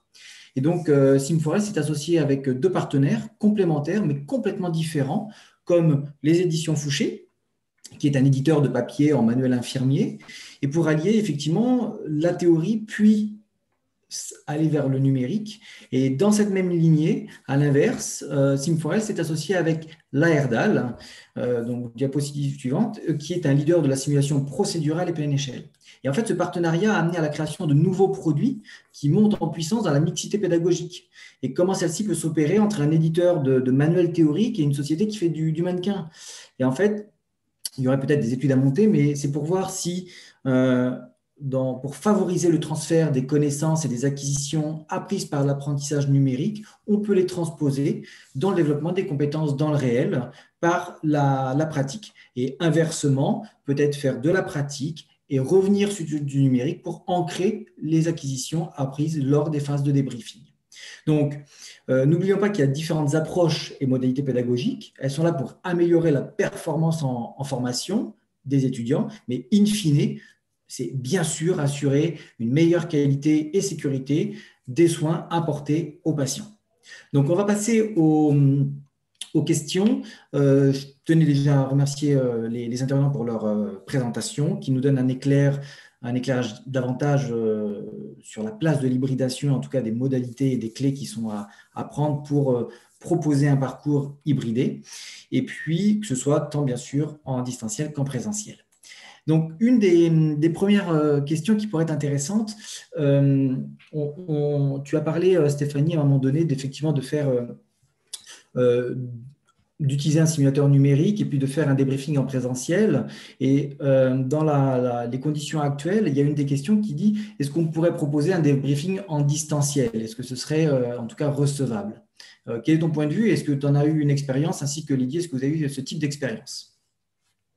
Alors, oui, effectivement, c'est tout à fait concevable. Je pense que la méthode est tout à fait applicable au distanciel. C'est vrai que là, pour argumenter en fait mon choix sur le présentiel, c'est que nos étudiants, pendant la durée du confinement et ces derniers mois, ont réalisé l'intégralité de leur semestre 2 en distanciel. Donc, nous avions vraiment envie de le faire en présentiel. Par ailleurs, oui, tout à fait. C'est ce qu'on a pu mettre en avant dans pas mal de TD en fait en distanciel. Encore une fois, je pense que pour répondre aux objectifs pédagogiques, pour permettre l'explicitation du raisonnement de chacun, il serait intéressant de prioriser des petits groupes. Plus le groupe sera petit et plus la parole sera facilitée, à mon sens. Alors, c'est vrai que c'est un petit peu plus complexe qu'en présentiel, mais oui, pourquoi pas. Et vous, sur l'IFI sud-francilien, Lydie, tu as utilisé ce type d'approche? Alors, ce type d'approche a été utilisé par une de mes collègues, comme j'expliquais, sur les soins d'urgence. Donc, ça a plutôt bien fonctionné selon ma collègue et selon les apprenants, surtout, qui ont pu faire cette simulation. Donc, on était en situation de confinement, donc pas vraiment le choix. Après, il y a plus des questions d'outils où il faut travailler avec les apprenants. Donc, on va rapidement les accompagner techniquement à la mise en route avant le briefing, justement. Ça va être de préparer un temps où on s'assure que tout le monde puisse participer et suffisamment de débit Internet. Enfin, ça, c'est vraiment des questions techniques où on va leur dire peut-être de passer plutôt sur leur smartphone pour faire au moins le briefing et la participation en classe virtuelle. Donc voilà, il y a des choses comme ça où on va consacrer plus un temps à cet accompagnement technique pour ensuite passer sur un temps d'apprentissage. Donc voilà, il faut avoir notion de ce temps à consacrer et à anticiper les problèmes techniques pour que les apprenants puissent apprendre. Voilà, mais sinon, c'est quelque chose qui a été plutôt vécu de façon positive et qui a été vu comme quelque chose d'intéressant par les apprenants parce que ça allait changer, déjà parce qu'ils nous voyaient en direct. Mine de rien, le confinement, c'était important pour les apprenants finalement de nous voir. Certains jours, ils ne veulent pas nous voir, mais là, ils voulaient bien nous voir. Et d'avoir l'image et en plus d'avoir les simulateurs qui permettaient d'interagir dans une situation de soins et même de façon simulée. Voilà. Donc, ça me fait rebondir sur une autre question d'un participant. Je tiens à rappeler que vous avez la possibilité de poser des questions par l'icône questions-réponses qui est en bas de votre écran pour qu'on puisse interagir avec les intervenants.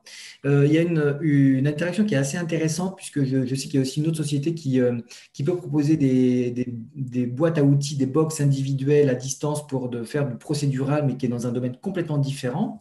Mais là, une des questions qui pourrait être, est-ce qu'on peut faire de la simulation procédurale en ligne avec des étudiants ayant à disposition justement des simulateurs procéduraux individuels? Alors, est-ce que, à ton sens, dans un parcours alors là, complètement déconstruit et avec un confinement complexe, puisqu'il y a aussi le côté financier qui rentre derrière, hein, est-ce que tu as une vision par rapport à ça? Alors, sur l'acquisition de gestes procéduraux, de toute façon, on passera forcément déjà par l'acquisition de connaissances. On va avoir un premier temps forcément d'acquisition de connaissances, par exemple sur ne serait-ce que le respect de règles d'hygiène, d'éléments comme ça. On va passer là-dessus. Après, l'acquisition de gestes peut se faire sur des simulateurs procéduraux, à mon sens, à distance et toujours accompagné par le formateur. Donc, ça veut dire qu'il faut que le formateur ait connaissance du dispositif, que les apprenants puissent s'en saisir. Donc, il y a beaucoup d'éléments à prendre en compte. Hein. C'est ce qu'on voyait tout à l'heure dans ces dispositifs hybrides. Et c'est comment il va les actionner. Donc là, c'est plutôt quelque chose où on va peut-être travailler en synchrone parce que l'acquisition de gestes procéduraux, on va attendre que le geste soit acquis, on va dire entre guillemets, de façon correcte. On ne va pas vouloir que l'étudiant acquiert un geste erroné qu'il faudra ensuite corriger peut-être en présentiel, voire en stage, ce qui serait d'autant plus fâcheux, je pense. Oui, bien sûr. Et puis surtout, c'est les outils qui sont à mettre en parallèle pour pouvoir mener à bien cette expérience. Avant qu'on passe à une question pour Loïc, est-ce que tu peux faire un point rapide autour du journal de bord que tu évoquais tout à l'heure, Oui. un point de précision? Alors, le journal de bord, en tout cas dans le dispositif que je proposais tout à l'heure, l'objectif, ça va être que l'apprenant, dans un premier temps, suite à la première utilisation du simulateur, qu'il aille décrire son expérience sur la situation qu'il vient de vivre avec le simulateur. Donc ça, de façon écrite. Après, je sais qu'il y a des apprenants qui n'aiment pas écrire, donc il peut le faire aussi en version audio, s'il n'apprécie pas d'écrire. Il peut décrire son expérience, ses réactions dans cette situation qu'il a vécue sur le stimulateur et surtout l'analyse qu'il fait de cette situation. Ça va être le premier temps. Si on veut aller un petit peu plus loin, on peut lui demander de continuer ce journal de bord un peu au jour le jour en stage ou une fois par semaine qu'il raconte petit à petit de la même façon l'expérience qu'il a vécue cette semaine, les réactions sur une situation qui peuvent l'avoir questionné et ce qu'il commence à faire comme analyse de la situation.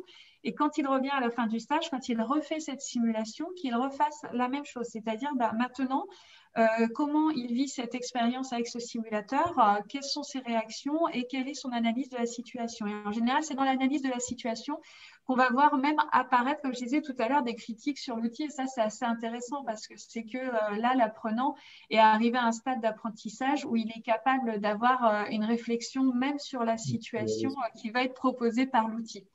Donc voilà, et ça permet justement que l'apprenant puisse revisiter ses apprentissages, c'est-à-dire du moment où j'ai préparé mon stage jusqu'au moment où je suis allée faire cette dernière simulation et qu'il puisse voir le parcours qu'il a fait. Donc là, on travaille plus sur un aspect réflexif. Mm. Mais on pourrait même après aller un peu plus loin dans un journal de bord aussi personnel, comme un portfolio de simulation, comme on avait évoqué avec Amanda Dubré sur Niort lors d'un dernier webinaire sur effectivement avoir un journal du parcours simulé de l'étudiant à la fin dans ces plusieurs acquisitions en disant voilà, vous avez réussi à atteindre 10 heures de simulation numérique, 40 heures de simulation procédurale et au final avoir un portfolio d'un parcours simulation qui serait aussi une carte de visite pour l'étudiant. Loïc, je voulais avoir une réflexion autour de ce que tu as évoqué tout à l'heure sur l'intérêt et l'impact du séquençage dans l'hybridation, parce que ça entraîne la formulation de certains objectifs pédagogiques pour mettre en avant peut-être certaines théories de soins. Et au final, dans quel intérêt, mais surtout dans quel but et pour qui? Est-ce que tu peux nous faire un petit point en fait, le séquençage, pour moi, c'est la base. C'est-à-dire que je ne peux pas partir dans une activité pédagogique sans avoir séquencé. Alors, soit c'est un séquençage sur une séance avec un séquençage qui est bien défini par temps. Dans le séquençage, en fait, on intègre le temps, l'objectif, l'action, les intervenants, l'activité qui va être faite, et puis aussi les moyens et les méthodes. Et si on va plus loin, on peut intégrer le lieu. En fait, on peut utiliser l'hexamètre de Quintilien. L'hexamètre de Quintilien, c'est le QQQCP. On peut utiliser une partie de ça pour vraiment séquencer tout. Ce qui est intéressant, c'est que ça permet déjà aux formateurs de se poser la question des objectifs. À ce moment-là, quel objectif je pose? Et ça peut rejoindre aussi le triangle pédagogique de Jean Housset, hein, sans refaire un peu de la vieille théorie qui date quand même il y a quelques temps, mais c'est toujours bon de le savoir. Quand on a toujours le pôle savoir, le pôle enseignant, le pôle apprenant, dans quel processus on se trouve? Est-ce qu'on est dans le processus enseigné, c'est-à-dire le processus de l'enseignant vers le savoir? Est-ce qu'on est dans le processus formé? Est-ce qu'on est dans le processus apprendre? Rien que ça, d'intellectualiser dans quel processus on se trouve, c'est déjà prendre conscience en fait des objectifs et de l'activité pédagogique dans laquelle je vais travailler. Ça oblige aussi à re-questionner, Stéphanie a parlé de socioconstructivisme, mais la majorité des référentiels sont basés sur le socioconstructivisme, mais on peut tout à fait, notamment dans la classe inversée, voir qu'il y a du constructivisme plutôt à la maison, puis après du socioconstructivisme, et puis on peut aussi intégrer dans ce retour en classe du cognitivisme. On va vraiment chercher ce qui se passe à l'intérieur de la boîte noire, c'est-à-dire toute la capacité du raisonnement.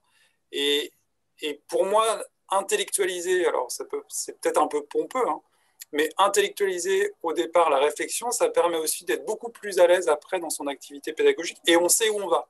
Et si on sait où on va, les étudiants savent où on va aller. Et je rejoins Lydie sur la question aussi du côté visuel du début jusqu'à la fin.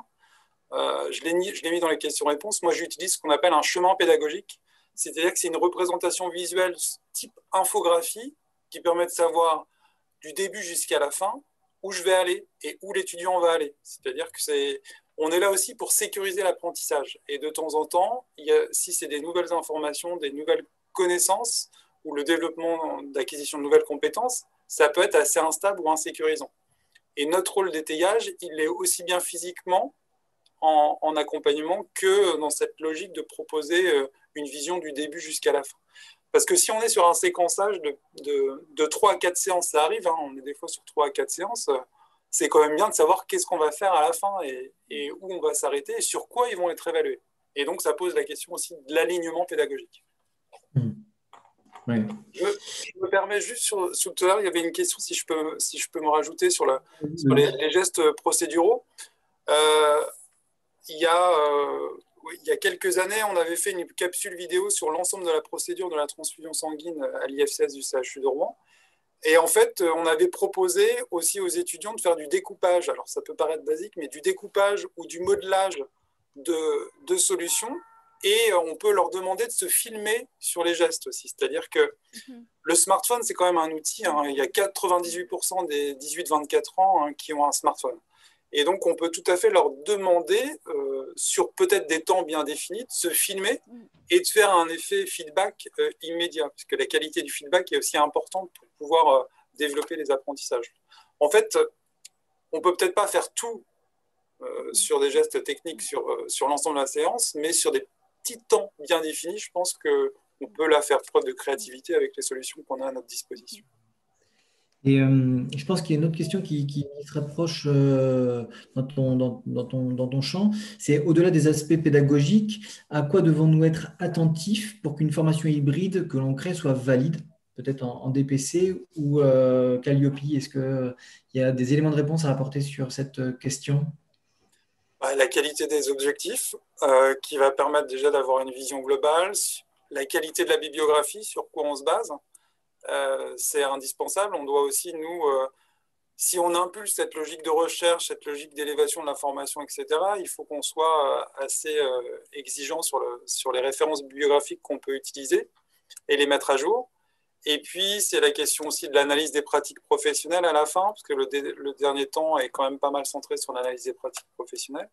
Et puis, alors, c'est peut-être quelque chose qu'on va nous demander de plus en plus, mais de publier, quoi. La question de la publication, elle reste un point fort. Il y a des merveilles pédagogiques dans tous les IFSI ou dans tous les instituts de formation de France. Et c'est vrai que si on ne les met pas à vue, parce qu'en fait, la recherche, ce n'est pas pour faire de la recherche, ou la publication, ce n'est pas pour faire de la recherche, c'est pour permettre de donner le maximum de ressources, en fait, à l'ensemble de la communauté. Et on a encore un travail, à mon sens, à faire de publication et d'investissement dans le champ de la publication. Et ça me lance une perche que je dis souvent aux gens avec qui j'ai en contact. Effectivement, il y a une partie chez Simforest où en fait on met en lien et en réseau aussi les différents IFSI qui le souhaitent pour justement avoir ce partage d'expérience autour de la simulation numérique et des outils pour que justement on se serve du réseau et que chaque IFSI qui n'aurait peut-être pas nécessairement connaissance que son voisin d'à côté travaille avec les mêmes outils peuvent partager et ainsi faire avancer aussi la recherche en formation. Donc, c'est une petite brique, mais effectivement, derrière, l'idée, c'est d'aller vers la publication de ce qu'on fait, parce que ce qui n'est pas écrit et publié potentiellement n'est pas fait. Donc, en tout cas, c'est vers quoi il faut tendre, même si, bien sûr, il y a beaucoup de choses à mettre en place et c'est compliqué. J'ai une petite phrase, rien ne se garde, tout s'offre. Et en fait, l'idée, c'est que, c'est ce que je tente modestement, moi, de faire sur mon site internet, c'est que il faut offrir. Après, même s'il y a des défauts, des points d'amélioration, l'idée, c'est que la collectivité s'en empare et qu'ensuite on puisse progresser. Parce que je me souviens de mes premières capsules vidéo en classe inversée, c'était quand même pas extraordinaire, mais c'est pas grave. En fait, il faut expérimenter, essayer, offrir, et après, voilà, on a quand même la chance d'être une profession très très créative, avec beaucoup de compétences qui sont souvent invisibles, et il faut être capable de les valoriser, de les mettre en avant, sans se faire mousser préalablement, mais juste donner, offrir à qui souhaitera le prendre. Bien sûr. Et justement, dans ce cadre-là, Stéphanie et Lydie, il y a une question qui est certainement pour vous.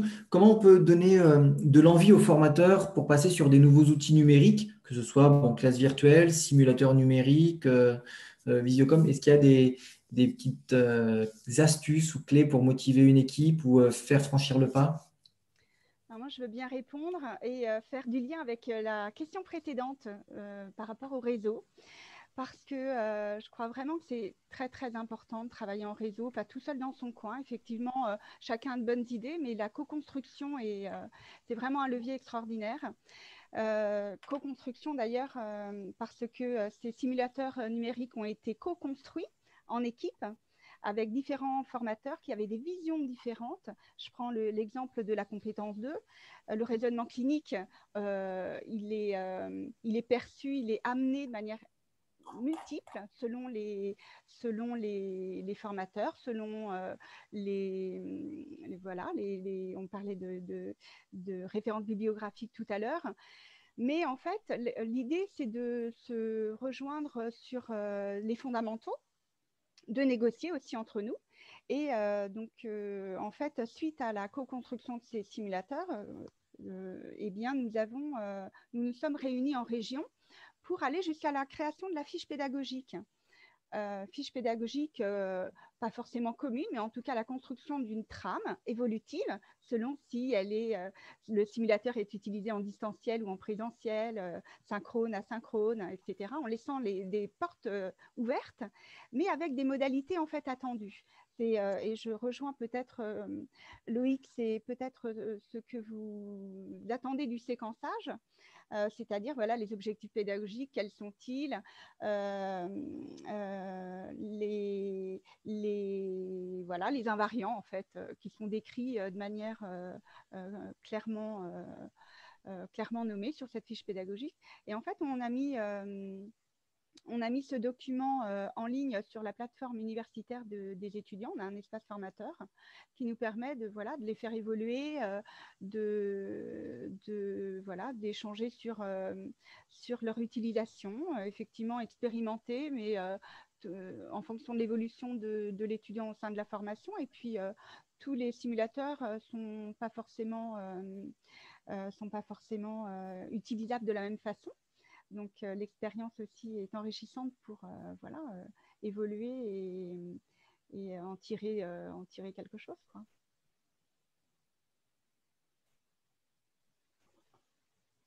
Lydie, il y a quelqu'un qui souhaiterait qu'on revienne sur l'expérience du semestre 2 sur le simulateur. Quel type de simulateur? Est-ce que tu peux détailler un petit peu plus le type de simulateur? C'est-à-dire les situations qui étaient utilisées dans les simulateurs. D'accord. Sur la première semaine, on a utilisé un simulateur sur une situation de soins d'une jeune femme, alors je me souviens du nom, c'était Madame Aliénor, d'une jeune femme qui avait eu un accident de la voie publique et du coup qui avait fait un passage en chirurgie orthopédique puis en SSR. Donc ça, c'était pour la première situation de soins. La deuxième situation de soins, c'était le simulateur qui était en lien avec la compétence 3. Donc, cette fois qu'on a détourné vers la démarche clinique et le projet de soins, puisque c'était une patiente, donc il me semble, qui entrait en EHPAD. Il me semble qu'on était sur l'entrée, je ne sais plus exactement. Et excusez-moi, ça fait quelques mois maintenant. Et de fait, les apprenants établissaient la démarche clinique et le projet de soins à partir de sa situation de soins. Donc, ils entraient dans une chambre qui était un peu en désordre, où on avait, il me semble, le brodeau par terre et une patiente qui avait des propos qui commençaient à être confus, me semble-t-il. Et sur la troisième situation, et ça c'est intéressant parce qu'on s'est posé la question de mettre à disposition ce simulateur. C'était une patiente qui était en hospitalisation à domicile avec une BPCO, donc une prise en charge à domicile d'une BPCO. La question s'est posée de mettre cette situation à disposition des apprenants puisqu'ils n'avaient pas étudié la BPCO. Et ce qui a été assez intéressant finalement, c'est qu'ils sont allés rechercher par eux-mêmes les connaissances sur la BPCO. Donc, on a aussi orienté là-dessus les ressources où ils pouvaient aller chercher. Et pour pouvoir continuer à travailler sur la démarche clinique.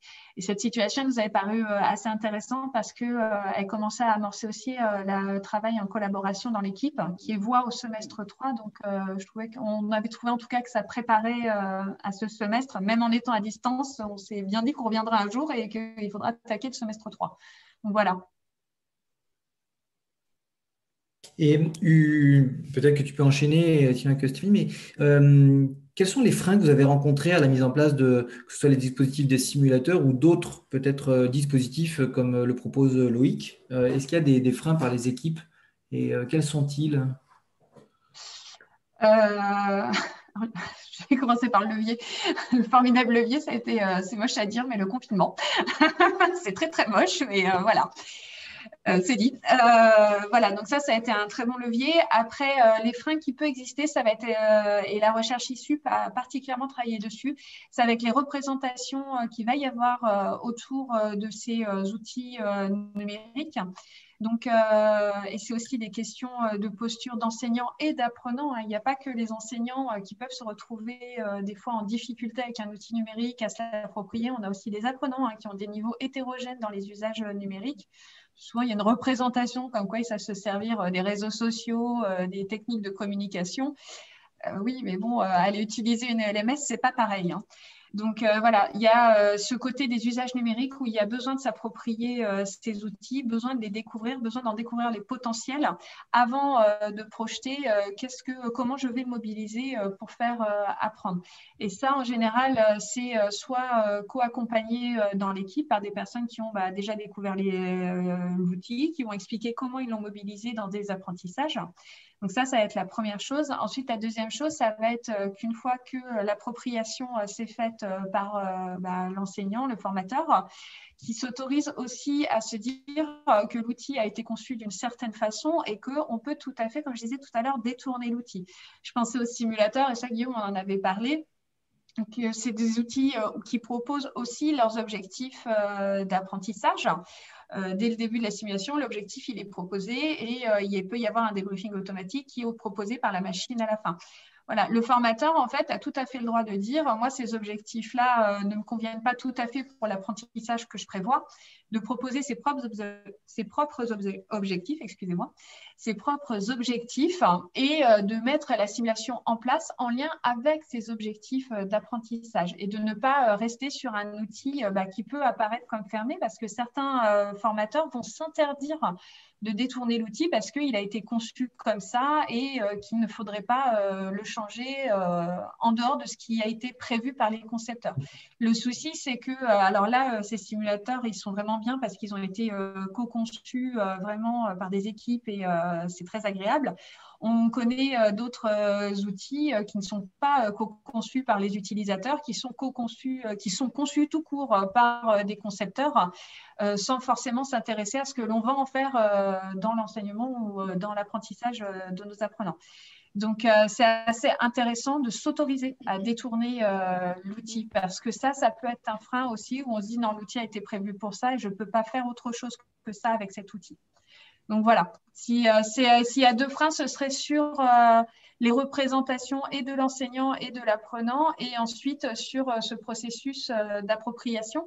Donc, de l'enseignant, mais aussi de l'apprenant, parce que nos apprenants, en tout cas en confinement, nous ont montré qu'ils étaient capables aussi de bien détourner les outils pour proposer des productions tout à fait originales. Oui, il y a deux points essentiels. Effectivement, un simulateur en fonction, et c'est là où il y a l'appropriation du contenu pédagogique par le formateur pour pouvoir peut-être aussi détourner en fonction de son objectif pédagogique peut-être principal et donc se l'approprier d'une manière différente. Et je viens renforcer aussi les propos que tu dis par rapport à ceux de Florence Girard, qui est présidente de l'ANDEP et qui est directrice d'ici, qui dit effectivement il y a une place essentielle aussi du directeur de l'IFSI dans ce projet, puisque ça peut être aussi une dynamique, une culture de l'IFSI pour s'inscrire dans une innovation pédagogique, dans un projet institutionnel pour mettre en place des nouveaux moyens. Et donc, effectivement, dans la conduite d'accompagnement au changement, ça peut être un petit groupe de formateurs qui viennent après mettre en place un dispositif, puis le reste de l'équipe voit comment ça peut s'inscrire dans un parcours de formation et en plus se mettre en place. Mais effectivement, il y a une impulsion d'un directeur qui est essentiel, puisque si lui-même n'a pas les rênes, on va dire déjà financières, même si la région est derrière, et il n'y a pas cette culture inscrite, effectivement, ça peut avoir un projet qui va s'essouffler et donc plus délicat. Et d'autant plus que le directeur est là pour aussi amener des moyens informatiques, réseau, Internet, puisque parfois il y a aussi certaines régions qui sont un petit peu démunies face à ça. Donc, c'est un petit peu aussi le côté délicat. Il nous reste normalement 2 minutes avant Est-ce que Guillaume, je peux compléter les propos de Lydie, c'est possible? Oui, vas-y, Loïc, il n'y a aucun problème. Juste aussi, c'est pour être aussi des fois dans une logique de résistance, c'est-à-dire que des fois, quand on approche et qu'on amène la créativité, parce que l'innovation, c'est une créativité qui a marché. Donc, en fait, il faut aussi avoir ça, et je rejoins Florent Girard, pour qu'on passe de la créativité à l'innovation, il faut qu'il y ait un soutien institutionnel. Quand je parlais de résister, c'est que de temps en temps, si la stratégie et la réflexion est bien posée, des fois, les projets sont tellement créatifs qu'on a des fois 1 ou 2 coups d'avance. Et il faut aussi prendre le temps aussi de développer son approche. Et en fait, à mon sens, je crois qu'il faut proposer des projets petit à petit. C'est-à-dire qu'il ne faut pas vouloir bouleverser tout d'un seul coup, mais proposer un projet qui fonctionne bien, le tester, ne pas être aussi dans une logique de vouloir le tester tout seul, mais d'être dans une logique collaborative en intégrant le plus de formateurs possible. Et puis, ça pose aussi la question peut-être du choix des solutions qui sont choisies en termes d'ergonomie. L'idéal, c'est que l'ergonomie soit alignée quasiment sur la même chose que notre technologie personnelle. Parce qu'on voit des fois qu'il y a une différence entre la technologie personnelle et la technologie ou l'instrument professionnel. Et de temps en temps, on se retrouve avec des freins qui peuvent être relativement importants. Et puis, à nouveau, c'est comme le processus de deuil. Hein. On passe par des étapes où il y a de la résistance au changement, ça descend, et puis après, ça remonte progressivement. Voilà. Mais après, si on est convaincu, je pense, du bienfait du séquençage ou de la pédagogie qu'on développe, puisqu'elle est argumentée et développée, il faut aussi parfois être patient. Je ne sais pas s'il nous reste une petite minute, mais il y avait une question autour de l'évaluation des UE à distance et est-ce qu'il y a, vous avez ressenti, vous, des différences de résultats ou d'échecs, de réussite entre le distanciel et le présentiel d'un point de vue très simple en termes de réponse pour éviter qu'on déborde en termes de timing? Est-ce que vous avez vu des différences, vous, des résultats sur des choses que vous avez mesurées, peut-être par vos expériences? Alors, à Niort, nous ne l'avons pas mesuré, mais différents de résultats, oui, clairement, des résultats plutôt à la hausse. Alors, c'est vrai qu'on s'est beaucoup questionné lors de la commission d'attribution des crédits. Certainement, oui, évaluation réalisée à plusieurs. Ensuite, pourquoi pas, tant que c'est apprenant. Après, il faut voilà, l'évaluation, elle est faite pour quoi? Il y a aussi tout un débat autour de ça. Donc, mais effectivement, oui, clairement, en tout cas pour le semestre 2 qui s'est réalisé entièrement en distanciel. Toutes les évaluations ont été réalisées en distanciel, sauf pour la 4.4 S2 qui a été organisée en présentiel. Donc des résultats clairement au-delà des résultats habituels. Mais bon, après, je pense que ça, on le sait. Et donc, du coup, à nous aussi de venir renforcer par les analyses de pratique, la simulation en santé, faire revivre toutes ces connaissances qui ont été abordées précédemment pour les remobiliser. Et si je peux me permettre encore, il y a une petite interaction qui est assez intéressante. Il y a une question autour des référents ingénieurs TIC, référents pédagogiques. Quand on déploie les formations hybrides dans les institutions, on sait qu'il existe des postes d'ingénieurs pédagogiques ou numériques. Est-ce qu'ils sont nécessaires pour aller aboutir à cette mise en place de formations essentiellement numériques, ou faut-il avoir... cet accompagnement fait par des personnes qualifiées, ou à votre sens, ce n'est pas nécessaire, mais c'est bien si on peut y avoir recours? Je suis ingénieure pédagogique, je ne vais pas vous dire non. Non, à mon sens, c'est nécessaire à un moment donné de passer par une montée en compétences. Moi, mon parcours s'est fait en sciences de l'éducation avec un parcours sur les technologies de l'éducation et de la formation, où clairement, j'ai été formée sur comment on installe un dispositif de formation hybride, comment on va intégrer un simulateur, comment on va faire tout cet accompagnement et technique et sur la conception de l'apprentissage. Et ça, c'est tout le travail d'un ingénieur pédagogique que d'aller penser la solution A où tout se passera bien et voir la solution B quand il peut y avoir des difficultés. Donc ça, c'est à mon sens, il y a des profils qui se dessinent aujourd'hui autour d'une montée en compétences sur l'ingénierie pédagogique et en lien avec les technologies que l'on dit de la formation. Donc, il y a clairement des profils qui se dessinent là-dessus. Après, de là à dire qu'il faudrait que tous les formateurs fassent ça, ce n'est pas vrai. Il peut y avoir une mission transversale. Enfin, chez nous, on est 2 ingénieurs pédagogiques, ce qui permet d'accompagner l'ensemble de l'équipe et de rassurer sur un point de vue technique et de proposer des solutions, comme je disais tout à l'heure, et d'ouvrir peut-être un plus grand champ de liberté, justement, sur l'appropriation et de faire descendre plus facilement certaines représentations et résistances. Mais encore une fois, tout ça, c'est des questions de soutien par les directions aussi. Bien sûr. C'est des choix qui sont faits et des possibilités de postes aussi offertes. Et clairement, ce type de compétences sur une équipe, je pense que c'est essentiel, voire indispensable quand on a vécu une situation de confinement comme on a vécu. Voilà. Bien.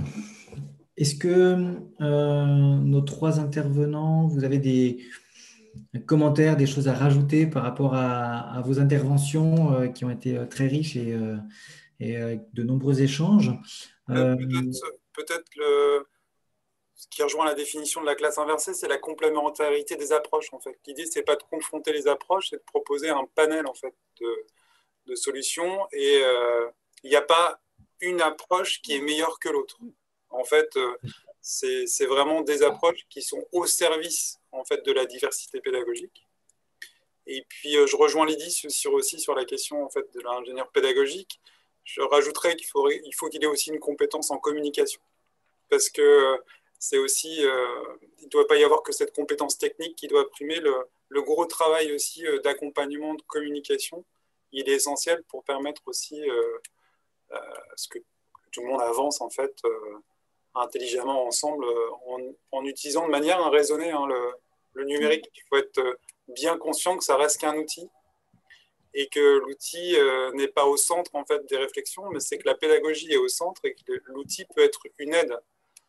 De temps en temps, ça ne sert à rien de faire de la classe inversée. On va faire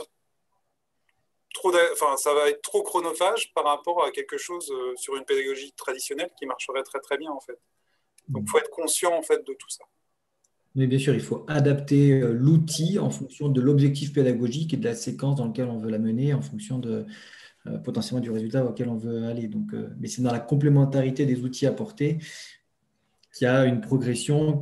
On vient toucher aussi les différents facteurs individuels de chaque apprenant, en fonction de chaque apprenant, puisqu'on est tous différents selon les modalités et les approches. Donc, c'est aussi ça de savoir diversifier et autant diversifier pour toucher un maximum d'apprenants. Et bien sûr, la côté distanciel et présentiel vient renforcer un petit peu tout ça et il faut savoir un petit peu manier les choses. Mais en tout cas, c'est des actions qui ont été menées pendant plusieurs mois qui seront peut-être à réinvestir très prochainement, peut-être selon d'autres vagues pandémiques ou autres de confinement, et peut-être surtout à utiliser de manière maintenant peut-être plus intensive et plus immersive au cours des différentes années de formation, même si l'universitarisation approchant aussi, peut-être qu'il y a des réingénieries pédagogiques qui sont à prendre en chemin pour prendre un petit peu d'avance sur le reste. Stéphanie et Lydie, vous avez des remarques ou des questions? Le dernier point, ce serait de dire qu'il faut que les formateurs s'autorisent à innover dans les formations. Et pour s'autoriser à innover, je pense qu'il faut aussi que certains s'autorisent à faire des erreurs dans ce qu'ils vont concevoir et faire, parce que ce qu'on présente là, ça semble bien, tout fait, voilà.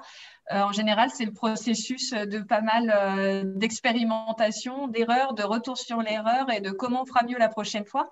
Donc, c'est important que les formateurs s'autorisent à faire des erreurs dans les apprentissages. Si on a peut-être la sensation que ça n'a pas bien fonctionné, déjà, c'est intéressant d'aller questionner les apprenants sur ce qu'ils ont pu comprendre de ce qu'on a proposé. Des fois, on est assez étonné parce que finalement, on se dit que ça a très bien fonctionné. Je pensais que c'était complètement, ça n'avait pas atteint l'objectif et ça a atteint l'objectif. Et quand ça ne l'a pas atteint, c'est se dire, je peux proposer quelque chose de complémentaire pour cet apprentissage-là et c'est jamais rattrapable. Je pense aux étudiants en soins d'infirmiers, ils sont chez nous pour 3 ans. Voilà, quelque chose qui n'a pas bien fonctionné en première année, c'est pas définitif, ça sera rattrapable. Donc, il faut que les formateurs s'autorisent aussi à faire des erreurs quand ils proposent des choses et qu'ils se disent que hybrider les formations, comme introduire des outils numériques de façon raisonnée, c'est un travail qui va se faire sur un chemin un peu long. Ça ne se fait pas du jour au lendemain. On ne vient pas avec un tractopelle tout chamboulé. On le fait petit à petit et finalement, après, on propose des dispositifs qui sont adaptés. Mais il faut s'autoriser l'erreur et se dire que ça se fait sur des temps qui peuvent être longs. Bien sûr. Et aussi, dans le droit à l'erreur, c'est aussi, comme tu le disais tout à l'heure, oser mettre en place des choses. Ça ne veut pas dire que si on les a mises en place, elles sont définitives, on peut revenir en arrière, mais en tout cas s'autoriser à avancer. Et surtout, c'est ce que je disais tout à l'heure avec le partage qu'on fait aussi chez SimForest, de justement la mise en lien des réseaux pour partager ces expériences-là, puisque ça ne sert à rien de peut-être refaire certaines erreurs si d'autres l'ont déjà vécu. Et ça revient à appuyer ce que tu viens de dire. En termes de conclusion générale, puisqu'on a dépassé un petit peu le temps, mais en tout cas, les interactions étaient très riches. Je voulais remercier l'intégralité de nos participants qui sont de Tunisie, de Belgique et de Suisse. En tout cas, c'est vraiment comme quoi le sujet de formation au sens large touche tout le monde francophone. Et sur la dernière slide, si tu veux bien, Victoire, c'est de mettre voilà, le contact des participants, des intervenants. Sachez que le webinaire est enregistré, sera diffusé sur la chaîne YouTube de SimForest ou sur le site d'ici quelques jours, le temps qu'on synchronise la vidéo. Et puis, vous avez les mails de contact de nos intervenants. Donc, n'hésitez pas à les interpeller si jamais vous avez des questions qui sont restées en suspens et que malheureusement, je n'ai pas pu traiter pendant le temps imparti. Et puis, bien sûr, vous avez mon numéro de téléphone et mail de contact si vous souhaitez faire des tests de la collection des simulateurs numériques, voire même souscrire et peut-être tenter de mettre en place au sein de vos cursus de formation. Donc, en tout cas, je voulais vous remercier tous, chaque intervenant et chaque auditeur pour cette belle animation autour d'un sujet qui nous rassemble, qui est la formation pour les apprenants en santé, pour l'université en santé et bien sûr, in fine, pour la prise en charge de nos patients. Donc, je souhaite à tous un très bon mardi. Bien sûr, n'oubliez pas les gestes barrières et à très bientôt pour échanger sur les sujets ou tester les simulateurs. À bientôt. Merci. À bientôt et merci. Bientôt, au revoir. Au revoir.